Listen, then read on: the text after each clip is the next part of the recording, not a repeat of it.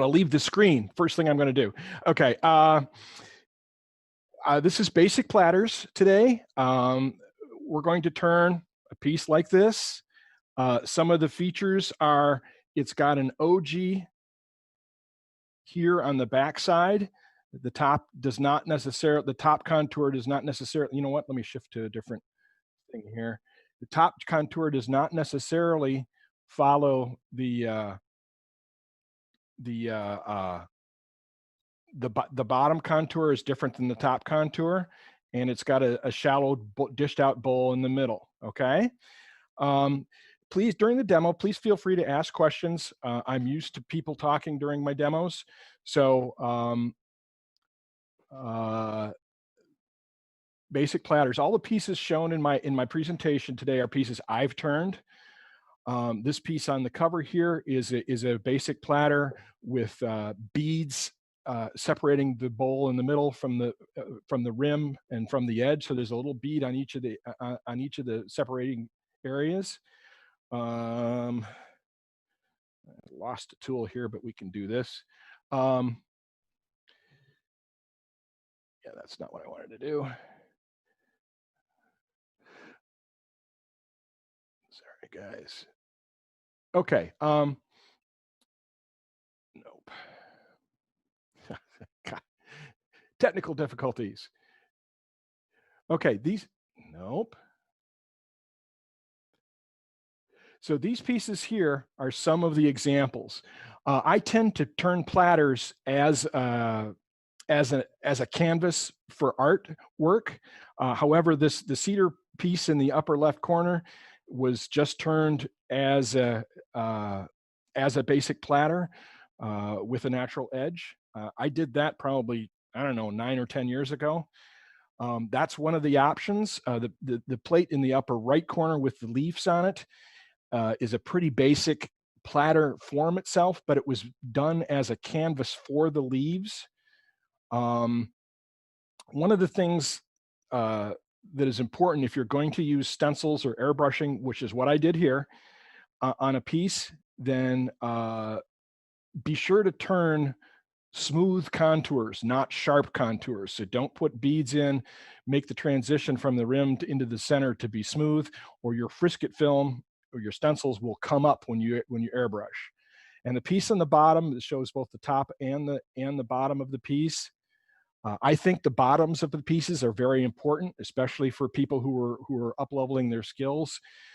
If you're ever in a show or a fair at selling your work, and watch what the customers do when they come up. If they see a piece they really like and they pick it up, first thing they do is flip it over and look at the bottom. You want your bottom to present well as well also. With this piece on the bottom, I decorated both the rim and the interior of the piece. So this was strictly done as a canvas for this work. This is a lot of my work is like this. So Matt, I got a question. Can you back up a little bit? Yeah. On the cedar piece, that's an end grain piece. Absolutely. Cross section of a trunk. With it being that, I'm going to say thin, I know it's not thin, but does that seem to be fragile? Absolutely. Cedar is brittle. The way I prepped this piece is I saturated it with thin super glue, top and bottom. I rough turned the shape probably 1.5 inches, 2 inches thick, and then I saturated the piece with super glue top and bottom before going forward. That crack you see in the middle is all the way through the piece. So I was really worried turning this piece that it was going to come apart on me on the lathe. Yeah, so you don't stand in line of fire on that one. yeah, absolutely. And so, like I said, this sat for, I don't know, a month, several coats of super glue top and bottom. Oh, okay. So it's essentially it was seriously stabilized. So yeah, I was wondering about that. I'd be afraid of even dropping it, that it would just shatter. Yeah, it's not super thin. It's probably, I don't know, half inch thick, maybe 3/8 inch thick at its thinnest. But you can still smell the cedar in the crack, and the thing is, 8 or 9 years old. So thanks, Matt. Yep.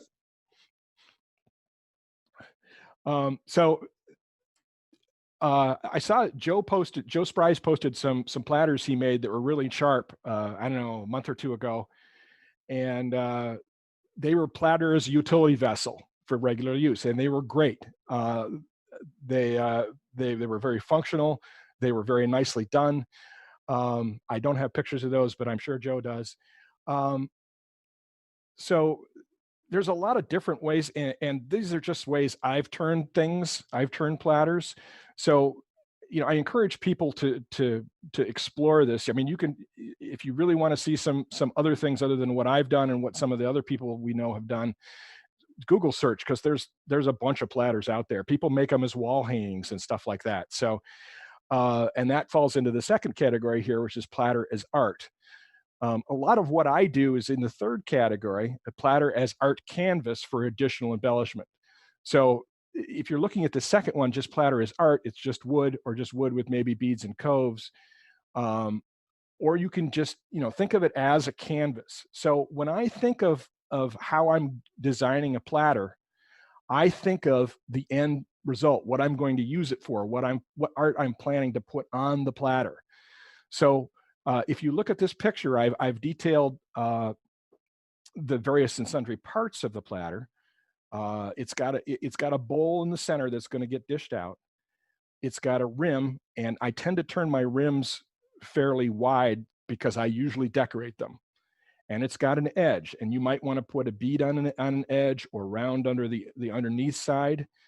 You'll see later in my notes that one of the things I like to make on a platter is I like a little indentation, a curve underneath the edge on the bottom side of the platter. And I like that because it's comfortable for people to pick up. When they pick it up, it feels good. And it feels good to me, and I like it that way. So that's how I turn them. And I will show you how to do that in the demo today.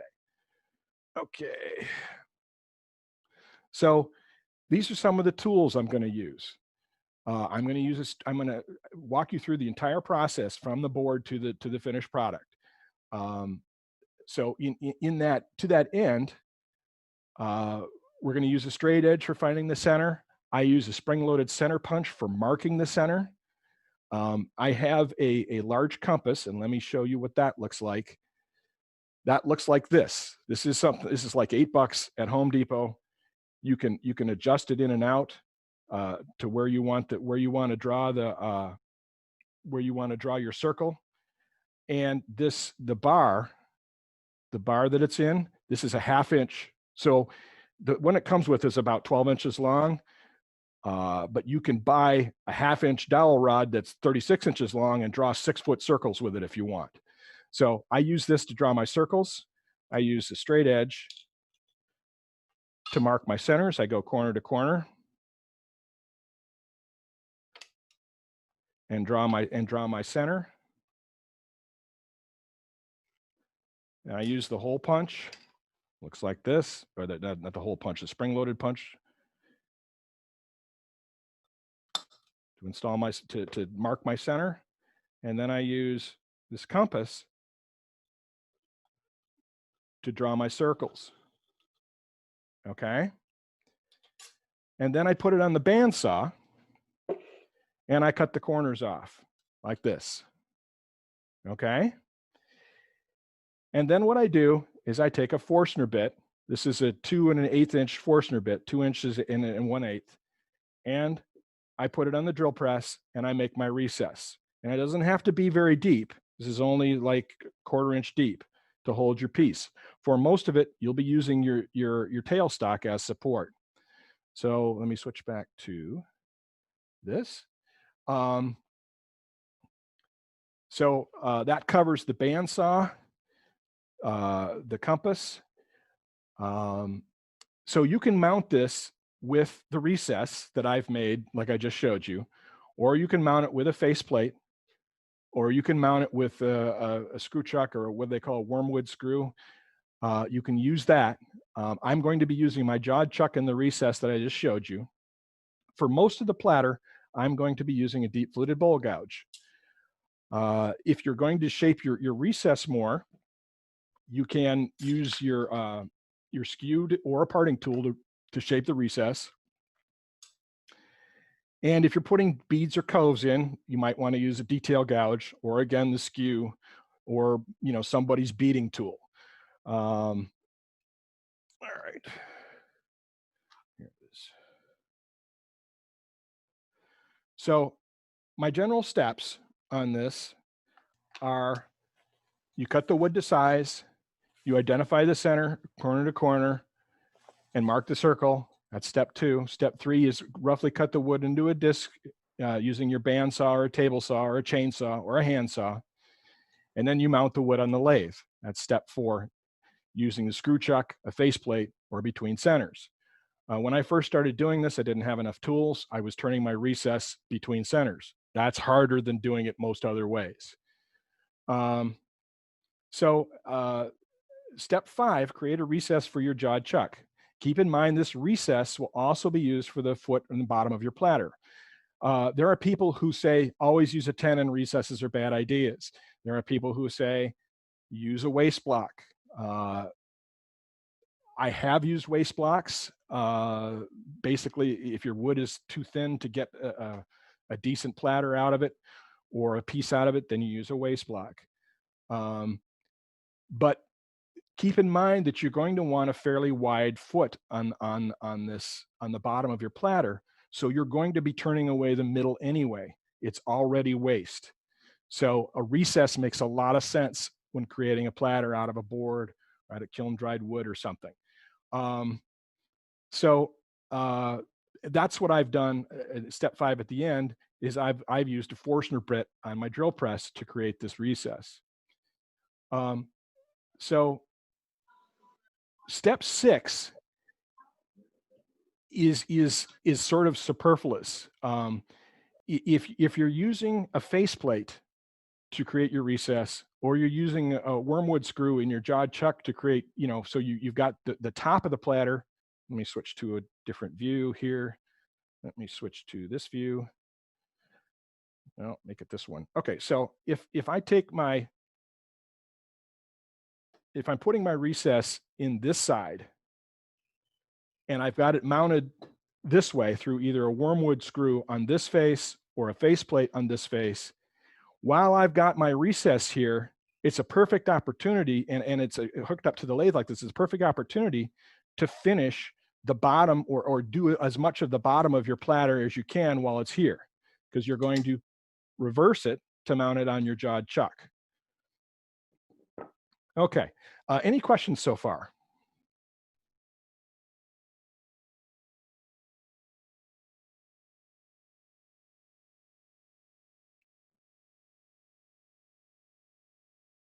Yep. This is all on a PowerPoint, and I will email you a PDF. Will that work? Okay. Can I do it after the presentation?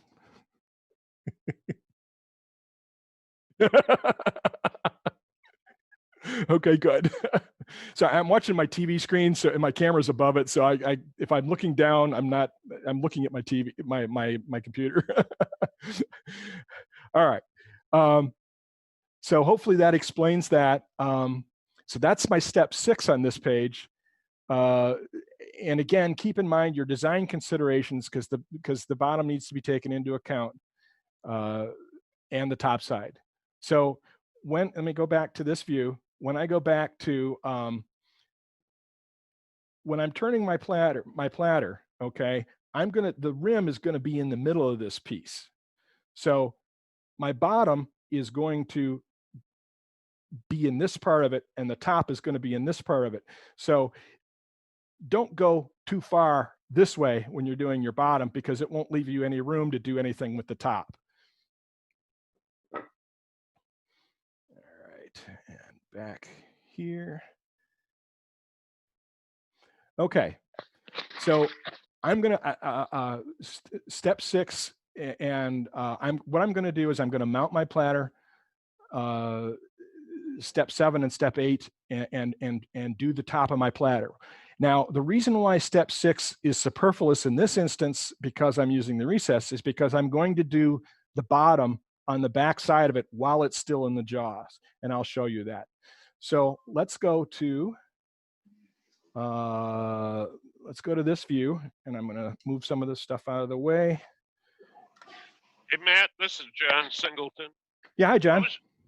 Hi, I was just wondering, how thick are the pieces you usually shoot to? What's a range you work from? Usually what I'm doing for platters is I occasionally will use raw wood or wood I've cut myself, but usually what I'm doing is buying kiln dried wood from the local lumber mill. And I'm usually buying maple is a good, hard maple is a good wood to use for platters because it's white, especially if you're painting on it. So this is hard maple. It's a fairly light colored wood. It makes for a good surface for paint. These pieces that I'm doing today are cherry. This is about, let me see here. So this is about 1 3/4 inches. Yeah, it's 1 inch, you can't even see that. It's 1 3/4 inches in thickness, okay? So there's a lot of room on these pieces of wood for, you know, I can get pretty crazy. I don't have to worry about going through the bottom. Does that answer the question? Yes, sir. Thank you very much. You're welcome. Anything else? What's the thinnest you'd go to? Say you grab a piece and start with what's the thinnest you say, oh, that's too thin. All right, so let me grab this piece that I cut the other the white maple piece out with. Okay, it's a lot thinner than the cherry. Let me find, what did I do with that? There it is. And it's 1 inch.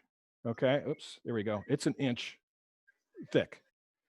This is almost too thin. Okay, I made 3 pieces while playing with this the other day, and one of them I made my recess a little too thin, a little too deep in the back, and I've got a hole in the middle of my platter. So I'm a member of the funnel club along with everybody else. All right, thank you. Yep.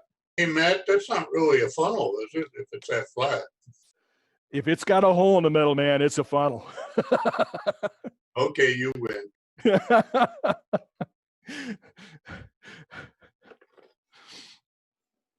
All right, I keep losing this. There it is. All right, let me zoom out on this. Okay, I've just mounted this is on the recess that I made with my Forstner bit. It's a little uneven. Bring up the tailstock for support. Now, I'm going to be using the bowl gouge for most of this. And get some of this stuff off of here. One of the cuts that I use, let me demonstrate it with this. One of the cuts that I use on the face is I'm going to show this with the skew. No, you know what? I'm going to do it first. So one of the cuts I'm going to use on the face is a cut that rolls like this. I'm dropping the handle of the tool as I come across the piece. So that looks like, let me get this.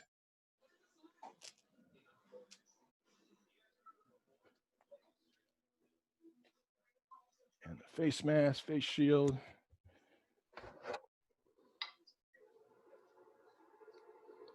That cut looks like this. It's a pull cut.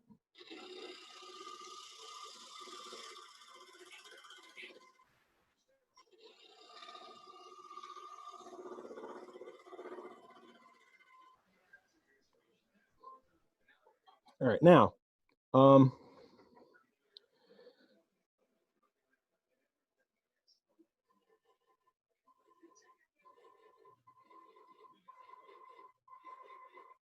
okay.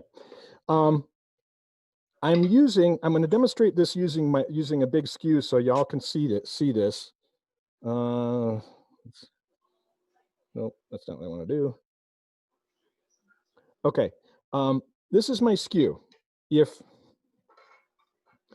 I'm coming across the piece with the skew presented perpendicularly to the piece, to the rotation, like this, I'm scraping like that, okay?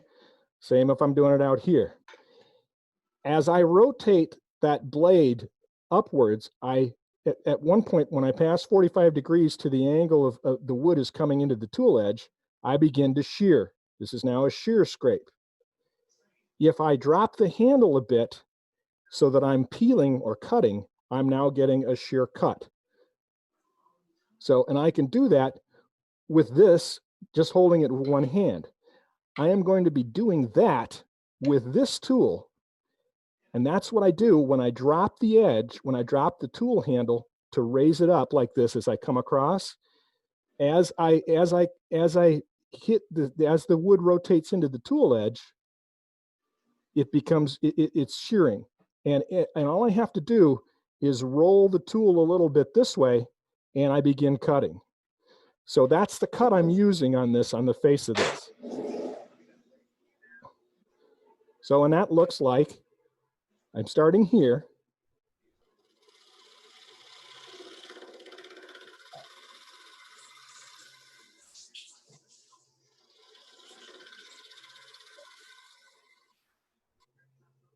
And I'm getting a really, really good surface with that cut. And it doesn't take a lot of effort or a lot of work. And that's a really good way to get a good cut on the face with that. So now any questions on that, first of all? You're doing that, why? That's the cut I'm using because it's easy, it's comfortable, and I get a smooth cut. I get a smooth cut with it. So what I'm going to try to do with this piece is I'm going to try to keep my rim as far on this side. You know what? I need to rotate this way a little bit. There we go.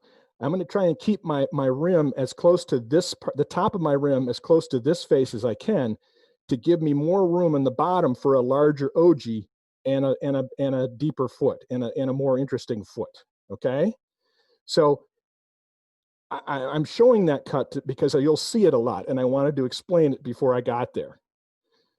And one of the things that you do here at this point, I'm going to try and define my edge better and clean up all of this junk that's here from the bandsaw. And yeah, I need a new bandsaw blade. I can see that. But it's a lot easier to start from a smooth face than it is from a rough face when you're working on this edge, because I'm going to come across the edge like this now. Okay, so I'm doing it for a couple reasons. I'm doing it to get my face smooth, and I'm doing it to give me a good starting point to cut my edge. Okay, does that answer the question? Yeah, I think so. Okay. So what I'm going to try to do now is shape my end like this.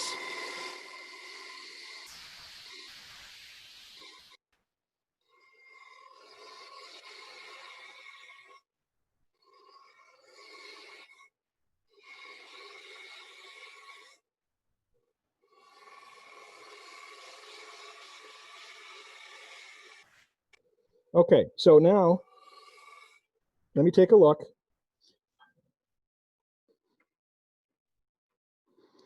Okay, so I can put my rim in here right now, all right? And that's what I'm going to do. So I'm going to start shaping like this. Say, okay.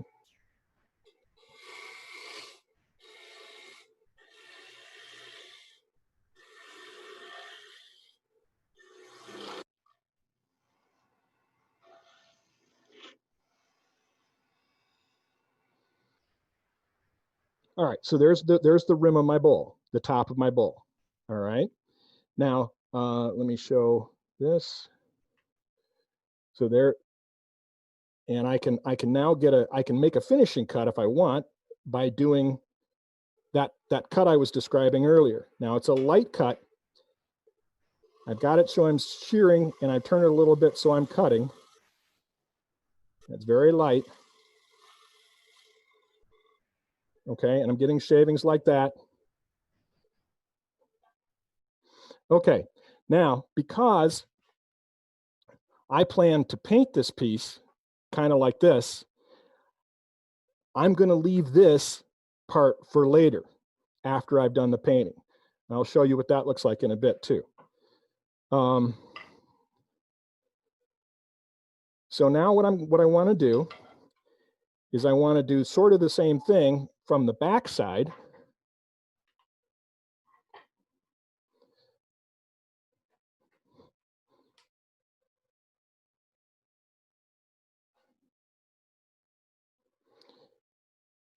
All right, now this is gonna be a little deeper.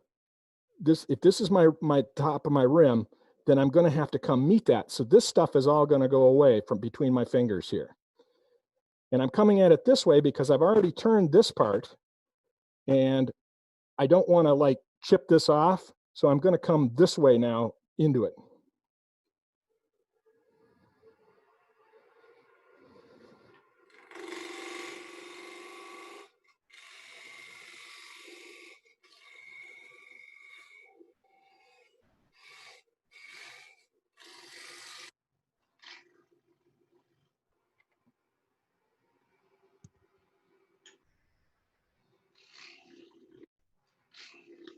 You guys will ask, this is 2000 RPMs.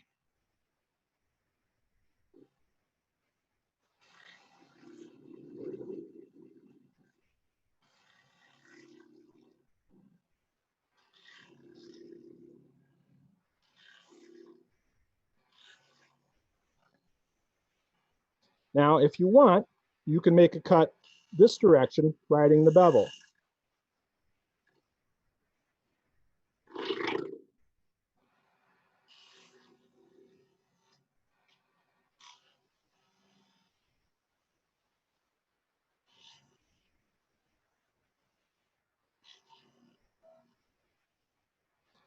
Okay, this is the first part of my OG. So if you look at it from this piece here, this is this section of the OG here.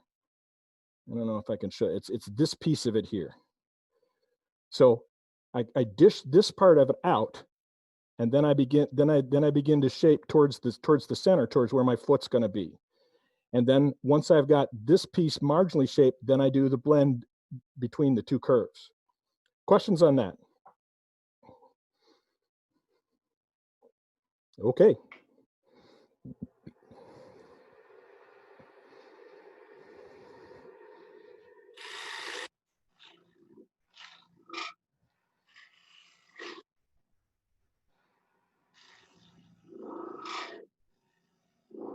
So my foot's going to be here. And I'm rolling my tool along my curve, and then I'm getting to the point where I'm blending it.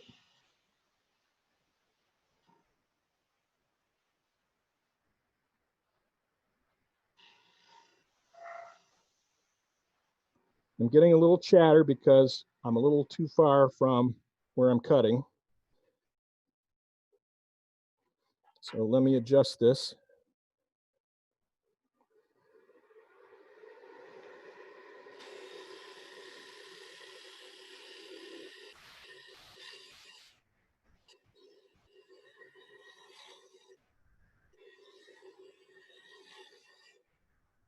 Make sure I got that tear out taken out. Okay, so now at this point,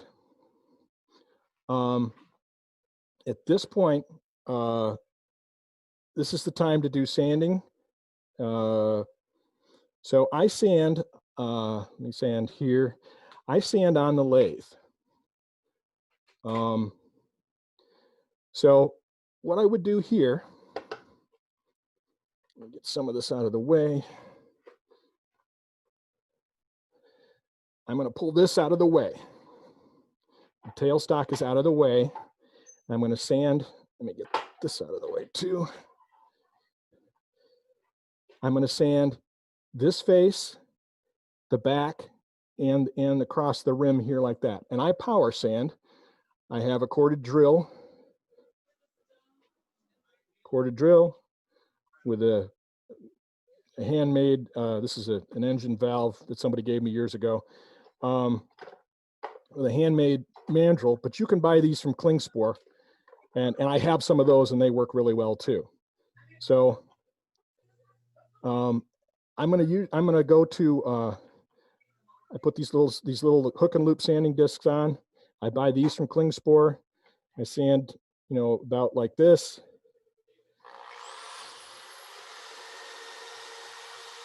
And I roll around the rim like that.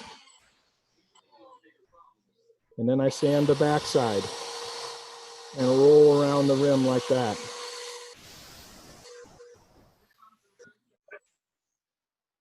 I started with 150. I have 100 in here. That's the coarsest I ever start with. I started with 150 because I know that I had some good clean cuts on here. I go to 150 and then to 220 and then to 320 and then to 400 if I need to. Now I'm going to put sanding sealer on here.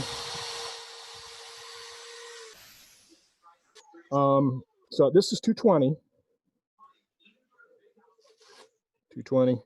and I'm going to put sanding sealer on, and I spray that on the lathe. Okay, so I use DEF lacquer sanding sealer. I buy it at Ace. I do little bits of it like this off the corner like that, and I let it dry.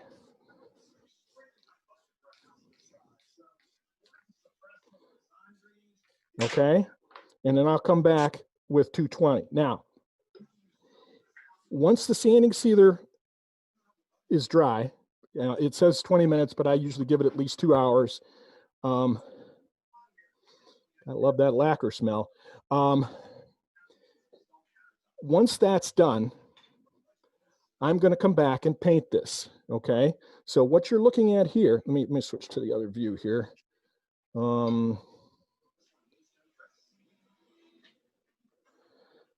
Okay, so this piece here, these pieces, there, these pieces here, you know what, let me shift this. Better. These pieces here are essentially the same. There. Except that this one has been painted. Now that one, this one, the other one has been painted. This one has been painted. So after the sanding sealer is dry, you sand it again, and then you paint it. Now what I've used for the paint here is gesso. And gesso is a base coat. It's a fairly thick acrylic base coat. I bought this at Joann's. This will last me a lifetime, this single can. You don't need a lot of paint. It's got 2 small coats on it. So what I'm going to do now is mount the piece that I painted last night on the lathe. Okay, this is now ready for further embellishment. So after the paint's done, this is when you dish out the ball and add other lines to it. Now, I've just brushed it on. Simple, cheap brush from Joann's. I think I got it at the same time I got the gesso. Yeah, matter of fact, any brush will do, but this is the one I use, so it's sitting right here. So well used, I might add. So, and I used like, a quarter of a teaspoon of paint for this. I'm gonna buy a 4-pack here, 4-inch. I'm sorry, repeat that. Hello? Okay. All right, any other questions at this point? So what type of paint is this again? It's gesso what? It's just black gesso. Is it gloss, semi-gloss, flat? No, gesso is a base coat, okay? It's not gloss, it's just gesso. Let me do it like that. Is that better? It's black acrylic paint. It's fairly thick. It's a base coat. How it's usually used is artists who are painting a canvas will paint gesso on and then sand it back. And the reason why you sand it back is because it's thick enough that it'll capture the brush strokes, and you're just going over the brush strokes. So what I'm going to do, I did this last night late. So what I'm going to do now is I'm going to take 320 and lightly sand this gesso surface under very low power, like that. And all it's doing is smoothing it out for some kind of paint or decoration. All right, I'm not going to do that today, but that's pretty easy. So let me switch to this other view. It's now really, really smooth. Okay, so it'll take a bunch of other things. So now at this point, I'm going to finish up my rim, my outer rim, my outer edge, and then dish the bowl, and then add a couple of bands here to do some other stuff with. Okay. So one of the things about paint that you put on wood, especially things like gesso, is it will soak into the wood. This is another reason why you use the sanding sealer. The sanding sealer acts as a barrier to paint leaking into the wood. All right. So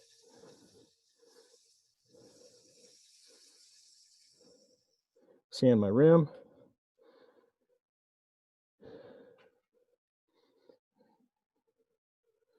Go back to my bowl gouge.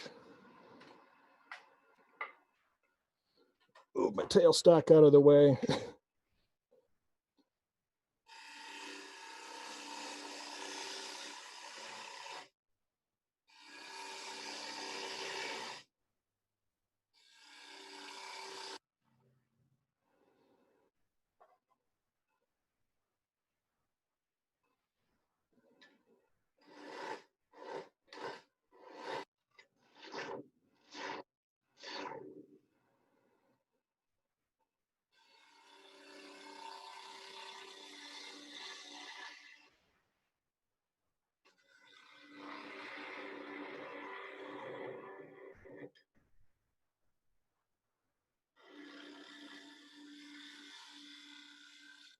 Okay.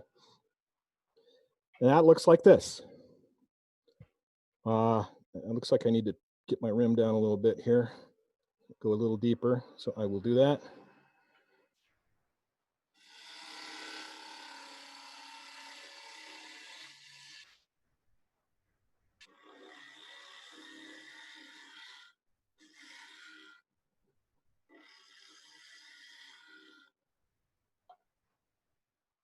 Okay. Questions so far? That's a no. Okay. The next tool I have here is a thin parting tool. Looks like this. It's just thin parting tool. Rockler. I don't know how much it costs. I've had it for years. And I'm going to use this to put in a little decoration through the paint in these places. And it's very easy to do.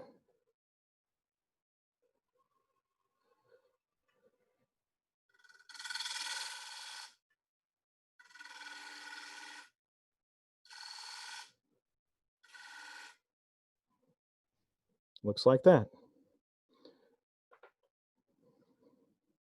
So the reason why I use this gesso is because I intend to carve additional designs through the gesso, exposing the wood underneath in this area. I haven't decided what I'm going to do with this yet, but that's what I'm going to do with it.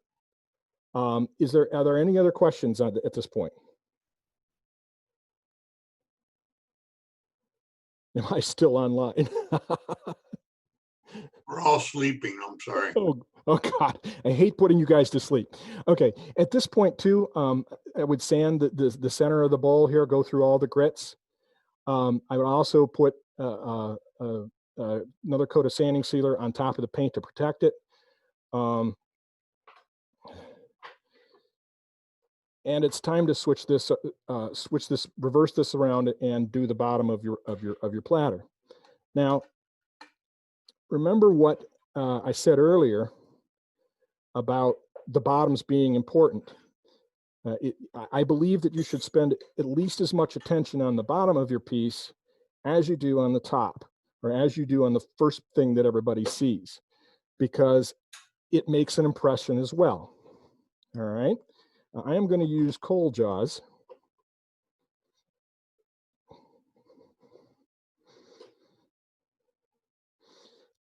I would usually use it. This is the first time I've had my coal jaws out in probably 2 years since I got my vacuum chuck. That's what I would usually use, but not everyone has a vacuum chuck, and you can make these. So I'm going to show this. Now, with the bottoms here and in the coal jaws, this is a less secure way to hold your piece. Same thing is true with a vacuum chuck. So take light cuts.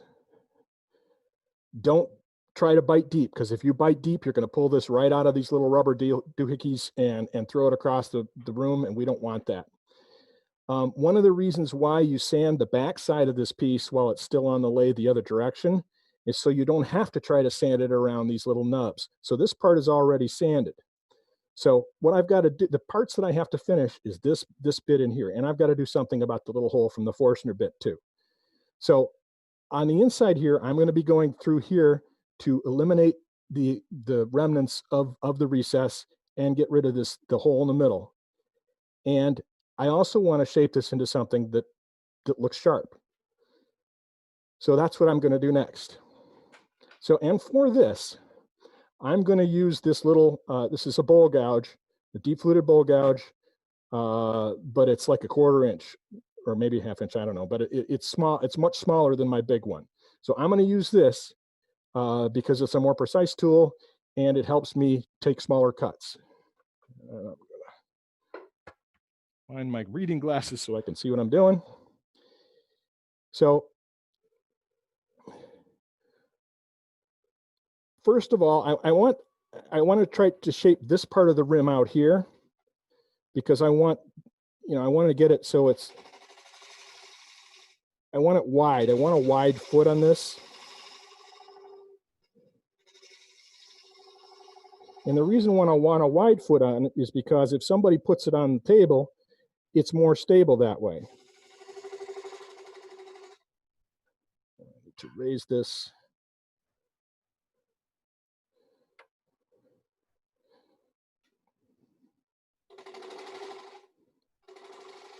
But I also want to remove any evidence that I actually used a recess. I don't want it to be obvious. I mean, a wood turner will still probably figure out that I used a recess.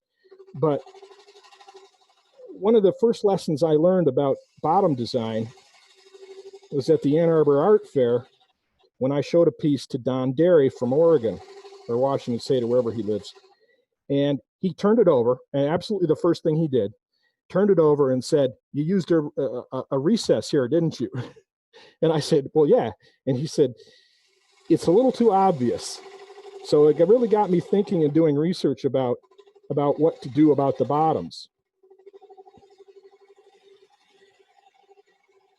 And that whole interaction was a really good insight also into what customers will do when they pick up your piece. So I started watching that also. Matt, do Yes, you sir. have any good resources on bottom design that you could talk about? I could show some pictures of some that I've done. I don't. I've sort of kind of ad hoc it, things that I've liked and I've used. Shit, that's just what I didn't want to happen. Sorry about that, guys. I dropped my mouse. Let me see if I can find that. I got a really good picture of one I did that I think is a really good example. I'm sorry, I don't have it right at hand. Well, I didn't mean to interrupt you, but No, there's that's all okay. kinds of books on bowl design and platter design and all that kind of thing. But I've yet to see anything that talks about finishing the bottom like you're doing right now. That's very interesting. Maybe that's a topic for somebody to write a book on. I don't, you know, I don't know. I've sort of looked around and seen what I can see, and then I've sort of evolved my own styles and so on. One of the things that people do is they'll use like a texturing tool or you know, to put a texture on the bottom, you know, to put it like in this section in here. Okay. I've also seen people wood burn designs in there, like the Zentangle stuff. Yeah, one of the things I do is I'll cut a few grooves. Yep. Then I use a little micro texture spiraling tool, and I'll put some texture in between a couple of the grooves. Yeah, that's an excellent idea. One of the things I've got some of that here. This is the Henry Taylor decorating elf. It's That's basically fun.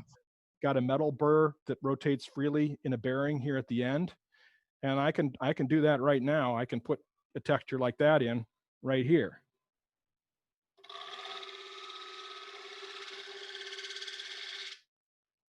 I'm going to cut that off in a minute, but I can show this.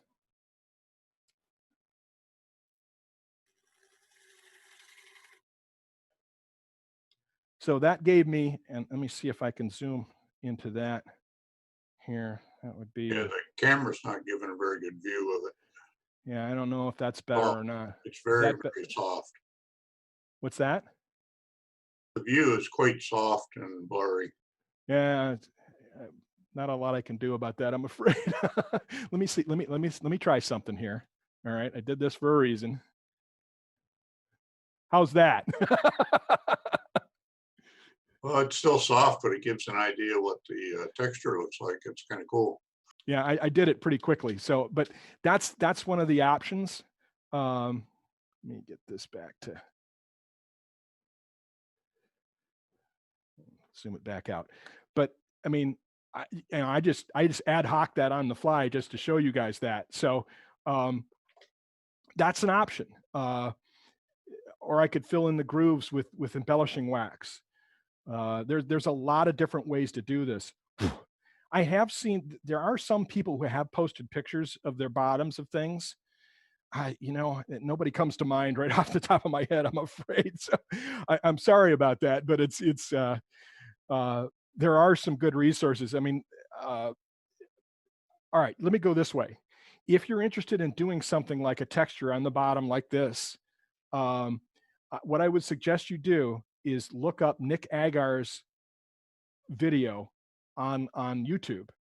And it's a video he did for the Sorby texturing and spiraling tools. I have some of those too, and those work great. Those are fantastic tools. But the video he did show he's just using the Sorby texturing and spiraling tools, the large one and the small one, and he goes through all the wheels, and he shows all these different designs, and then he colors them real quickly so you can see it. And it's a really great video. If I'm going to do texturing like this on the bottom, then I usually watch that video before I go in, because it's like, oh, I want to do that. How did he do that? You know? So that's one of the places I start. So that's a good resource. And anything he shows in that video, you can do on the bottoms of your pieces. How do you spell his last name? Agar. Oh, that's what I had. Thank you. Yep. Nick Agar. And I would look up like spiraling and texturing, and it's a very colorful, it's got a very colorful initial image. So it'll be obvious which one it is. Okay. Anything else? All right. Anything in the chat I should know about? All right. Back to this. So what I'm going to do is I'm going to make this a little thinner, a little shorter, I should say, and then a little thinner.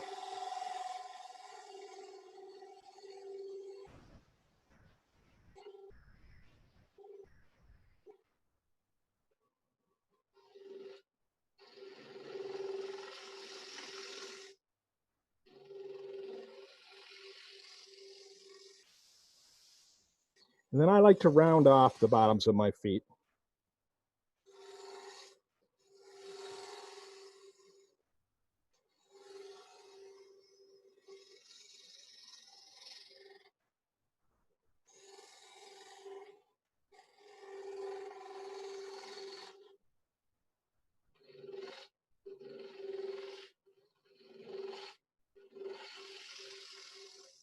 Now, one of the things I've done in the past, if I want a very flat bottom, is I will take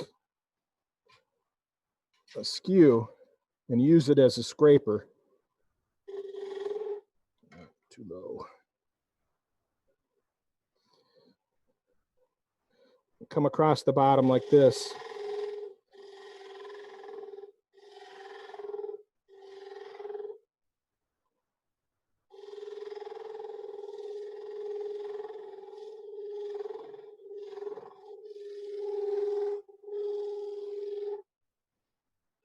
Okay, and let's put a little decorative set of rings in here. One of the things that I like to use is a laminate sampler card. This one is, I mean, you get it from the hardware store. It's really thin. You can push it into the grooves. If you've had my platter class before, you've seen me do this. Push it into the grooves, and it burns the lines. It's very simple, very easy, and all you got to do is come across it with, with sanding and eliminate the overburn. And there I've got a fairly decent bottom on this. That doesn't imply that I've had a recess in there. It's elegant. It shows off the piece well. And then at this point, I would sand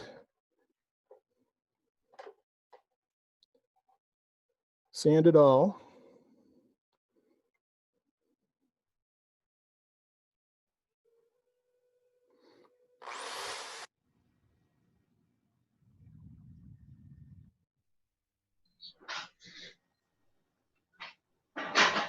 What's the material on that valve? I'm sorry, repeat that. What's the material you put on the valve to hold the sanding disc? Oh, this is it's closed cell foam. I got it from a place called Foams and Things, or Foam and More, or something like that, in Troy, Michigan. I bought a big sheet of it. I can't get at it. It's buried. Sorry. But it's basically, I mean, it's just, it's about an inch thick foam. I make mandrels of all different sizes out of it. It's very similar to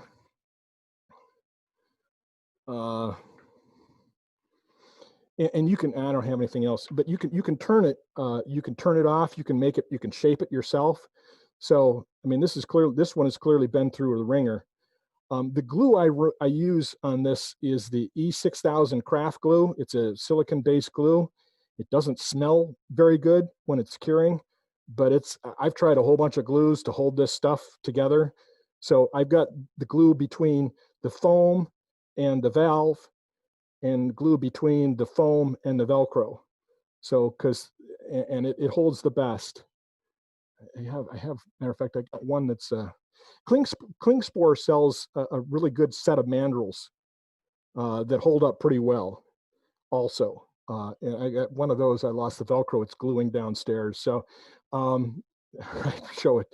But Klingspor sells like a really good mandrel set that I use. I've bought several sets of those. Well, you know what? I do have those somewhere. Here, maybe.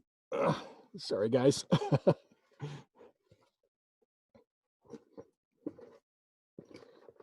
Yeah.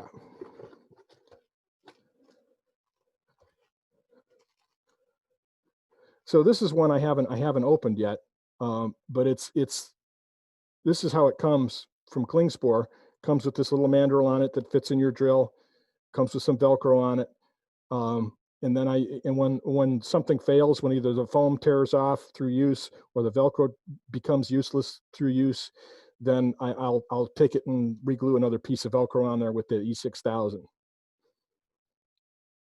Okay, hopefully that answers the question. Anything else?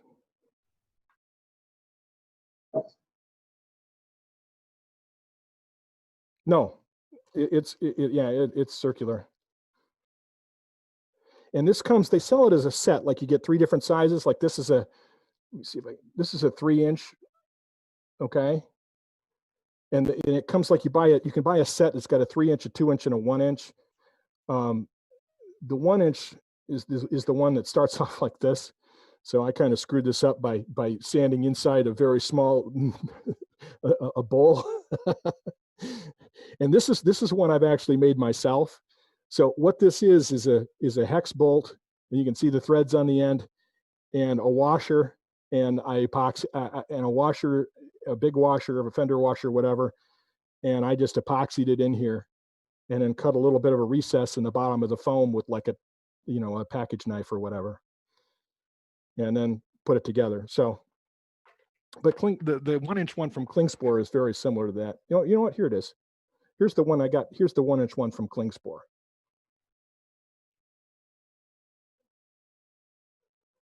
All right. Okay. I got them all over the shop because I use them. I hand sand stuff, off the lathe also. So.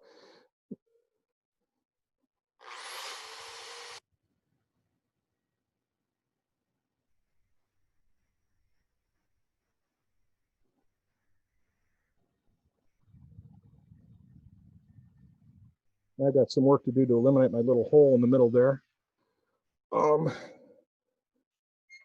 So I'm going to do that.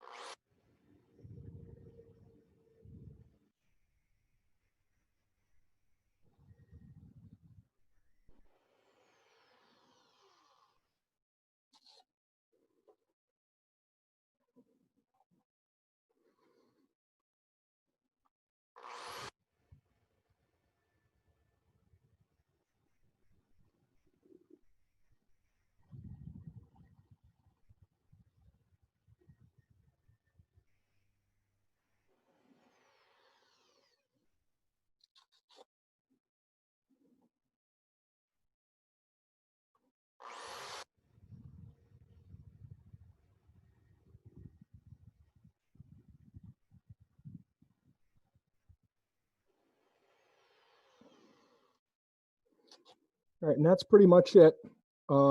Aside from an application of sanding sealer.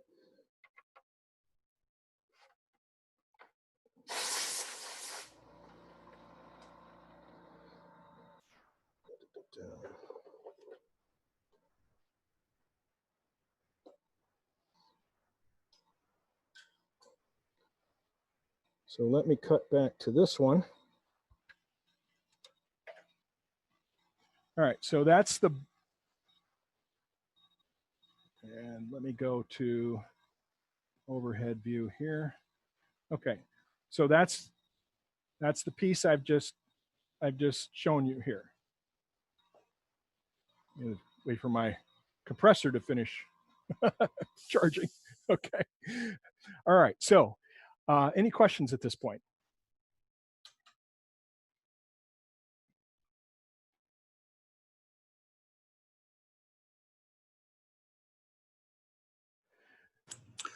You're muted, Bruce. Okay, Jeff, I'm looking at the chat, and I see that you're looking for the material. The material I used in that for the burned rings is an acrylic or a laminate sampler. I got it from Home Depot. Pieces here I used. They're free, although some people have eliminated the samples, but they were free. They're just laminate samples in the kitchen area. Go up and ask the guy, can I have 5 or 6 of these? But it's they're laminate samples they give you to take home to match your kitchen counters and stuff with.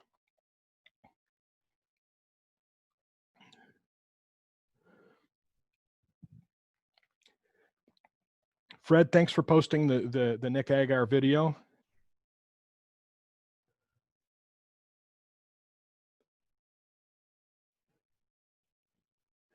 Yeah, my microphone is let me switch to my other thing here. Let me switch to this view. My microphone is a wireless microphone. It's Samson XBD2. I've got a little pack, and it talks to a USB dongle that goes into the computer. So I can walk around the shop and talk, and it's a little thing that hooks over the ear. It is not a directional microphone, but it does have, there is noise suppression in it. And Zoom, and you're right, I think Doug wrote that there's also noise suppression in the Zoom software. So there are ways to do the presentations so that you can hear the full brunt of the noise in the background, but I find that I'd rather people hear my narrative than hear the turning noise. Yeah, man, I would say that's much better. I've seen it kind of both ways, and the noises sometimes can be, overwhelming. So I think there's enough noise. You get a little bit of what's going on, but I think it's going very well. That's what I wanted to compliment about. Okay, well, thank you. One of the things that I don't hear very well, and I should probably, get hearing aids or something, but I don't hear very well, and background noise washes out what I can hear even through the headphones. So if I'm listening for questions from y'all, then I want to be able to hear that. And if I've got too much other noise going on, especially through the microphone, and I can't hear it, then that lessens the quality of the demonstration.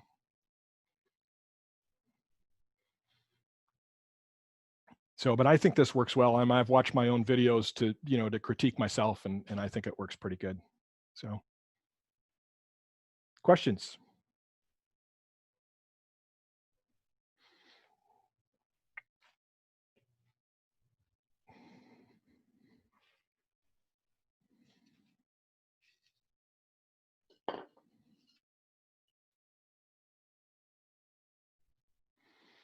Anything?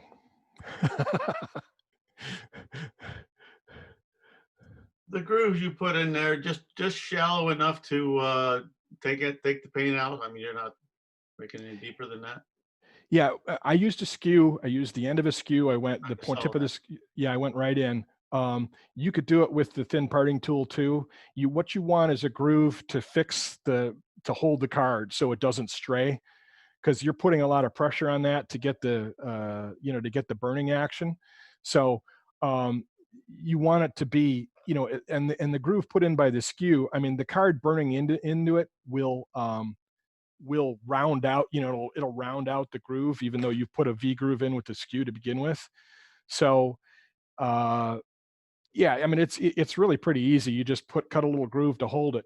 Now, one of the things I will add, and the reason why that I do 2 grooves instead of 3 is 2 grooves can be any distance apart and they look fine. But the minute you put a 3rd groove in there, if it's not precisely the same distance between as is between the other 2, it'll jump out at you. So I usually just do 2 grooves. So if I was going to do 3 grooves, I'd use a beading tool or some other tool that would precisely index, so I got things exactly the same distance apart. I actually was referring to the grooves you did on the front of it or on the inside. Oh, okay. Just shallow enough to remove the paint. Yes, exactly right. And you could do it with a skew too. One of the test pieces I did this week warped a little bit, so I had to so I got some part where I was pretty deep, and the other side of the bowl was not deep at all, so it looked uneven. So I had to go in with a skew and dress it up and go a little deeper than I wanted to, but it was but those things happen. So.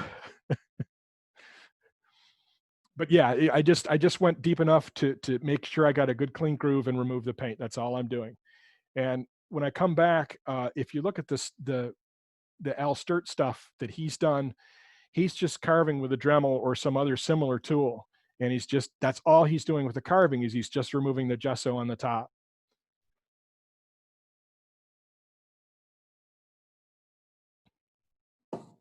Yeah.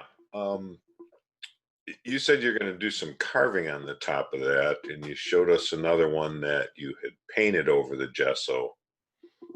So I'm just, yes, that one. And you said you had more painting yet to do on there. Now I have more carving to do. I'm More only going to carve. carving. Okay. Okay. Yeah, I don't, once I've dished the bowl, I want to be done with all my painting before I put the grooves in or dish the bowl. Okay. Yeah. So, I mean, this part here, this part on this piece here, before I took it off the lathe, I want to complete all my painting. Then I dish the bowl, and cut the grooves. Okay. Yeah. And do the carving. So you make sure all your painting's done so that you get good, clean, crisp lines, because otherwise you get paint in the grooves and that's uncool. So Yeah. I took a class. Is it, I remember his name now, Steve Rohr out of Detroit Club. Yeah. And Yes. he did a demo at, or a class at one of Ron's earlier retreats. It was a second year there. And they did the, what do they call that? It looks like clouds, that cloud effect. And he did the same thing. He spray painted black, and you turn the dish and the grooves, and then they did the effect with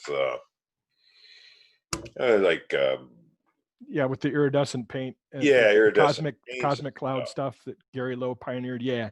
Yeah. So that's probably what he demoed. Probably wouldn't really be the best way to do it. Then be better to do that and then cut the grooves. you can get away with it if you're just using a brush and you're painting, and you're just painting between places. If you're carefully controlling what you're doing, then you can get away with it. Here on this piece, I'm using an airbrush. An airbrush is spraying, Yeah. So, this stuff was all painted, and if you looked at the before, if I took a picture before this centerpiece here, this part here on this section, this was all red by the time I was done. So wouldn't even know that from this because I cut it all out. Sure. Okay. Thanks. Yep.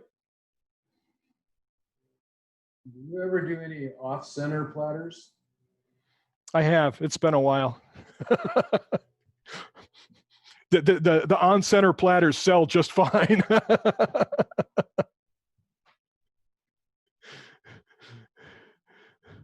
So I have. Matter of fact, I've got to do something off center this week because it's my club challenge for this month. That is my club challenge for this month because Steve Rohr did the off center demonstration for the club this month. So something's coming. I'm doing off center again. So I don't usually do it. I don't do a lot of it. It's fun though. Interesting.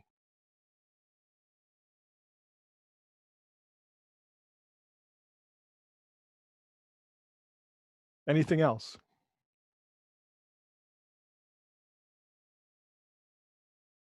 All right. Well, anybody's welcome to chime in. I will get the PDF to you. It was Doug. Is that you who wanted it, right? I will get the PDF to you when we're done here.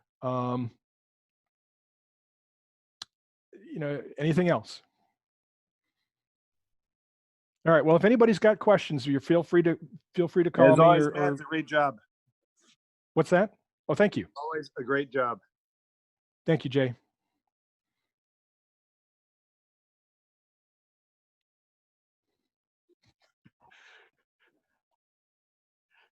Thank you. Yeah, please write me on Facebook. It's usually how to get a hold of me the best way, or email me or whatever if you've got any questions or something arises. Matt, I'm curious, have you done many with green or wet wood?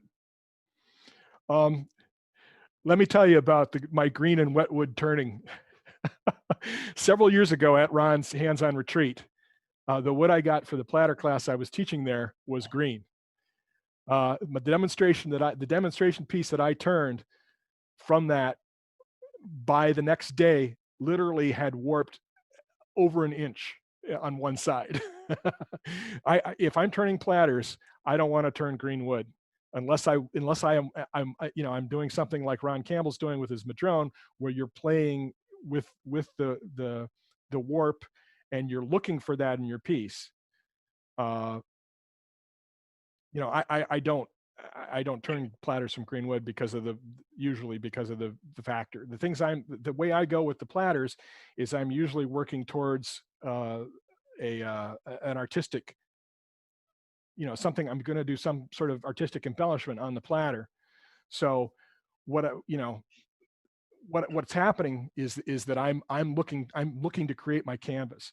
Now, one of the things that I will tell you is that, I mean, these are 8 inches. Okay, this is 8 inches in diameter, and I kept it kind of small just to manage the time for the demo. But you can apply these techniques across the board for much larger platters. So you can do an 18-inch platter. Now, one of the things to keep in mind when you're doing a large platter is that you want to work from the rim. So you shape one side of the rim and then you work from the rim towards the center, getting, once you're finished out here on the rim, don't go back out and turn something new out on the rim, unless you're doing some grooves or something, because that wood, I mean, I've had wood, even kiln dried wood, move on the lathe, within an hour, by the time, on big platters. So make sure that it'll get thin, and then you'll lose support for it when you get further and further in towards the center. So keep that in mind when you're turning larger pieces. Roughly how thick do you keep the say the bottom or the bottom of the bowl kind of thing? Well, sometimes I go through, man, funnel club time. So I've turned some very thin platters. I've turned platters that are 1/8 of an inch thick. I turned one as somebody challenged me, and I turned one as an exercise. So it's, or maybe even, 3/16 or whatever. I don't know. Yeah, but as a standard bowl that you put on your display for sale, what do you keep them around 1/4 inch or so? Yeah, this one here. Let me see what I did with that. This one here that I just finished here on camera. The rim here is about 1/4 inch thick. Okay, right here at the rim is about 1/4 inch thick. Now it doesn't stay that thin. As soon as you get in about here, it's much thicker. Okay, it's 1/2 inch, and you're probably, by the time you're here, you're 3/4 of an inch thick. So I mean, it's pretty decently thick going in, which gives a real, it's still pretty light, but it still gives a, it's still very supported. Thank you. Yep.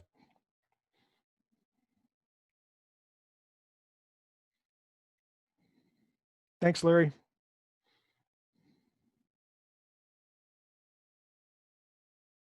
All right, thanks, Doug, and everyone. Thank you guys for having me. Again, if you've got any further questions to come up, please write me.